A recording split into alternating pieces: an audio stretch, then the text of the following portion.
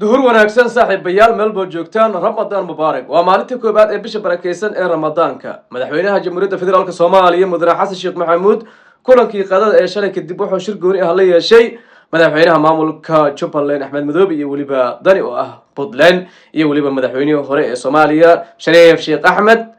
halkaasi oo kasoo baxday hadalla wax ku ool ah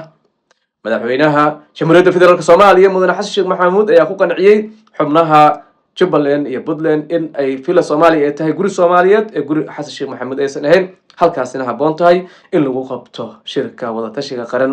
balse madaxweynaha jamhuuriyadda federaalk soomaaliya dr xasan sheekh maxamuud ayaa waxaa kasoo yeeray hadal ka cariisiyey qaar kamid ah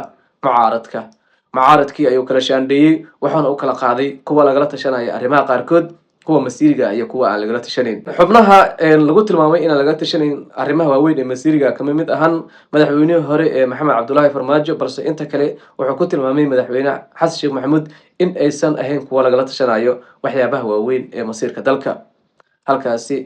xubnaha mucaarad qaar kamid a ayaa aada u carooday oo kamid yahay cabdiraxmaan cabdishakuur xaaladdu waa issoo karaysaa ugu dambeyntiina kulankii qadada markii la sheekaystay ay kulan gooniya wada yeesheen xasan sheekh maxamuud shariif sheekh axmed dani iyo axmed madoobe halkaasi isku soo dhawaasho weyn ayaa kasoo muuqato fila soomaaliya in shirka lagu qabto ayaa la rajeynaya wadatashiga qaran balse maxay kula tahay adiga xubnihii lagu tilmaamay in aan waxyaabaha qaarkood lagala tashanin oo lagala hadlaynin shirkii shalay gooni looga shiray oo loo sheegay weliba madaxweyne afkiisa oo ka sheegay in yacni waxyaabaha qaarkood ayaga aan lagala hadlaynin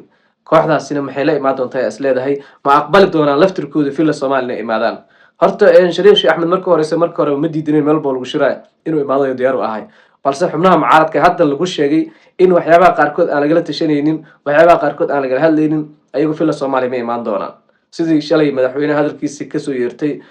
qaarkood u qaatay inay tahay qaab yasme ma imaan doonaan maxay kula tahay adiga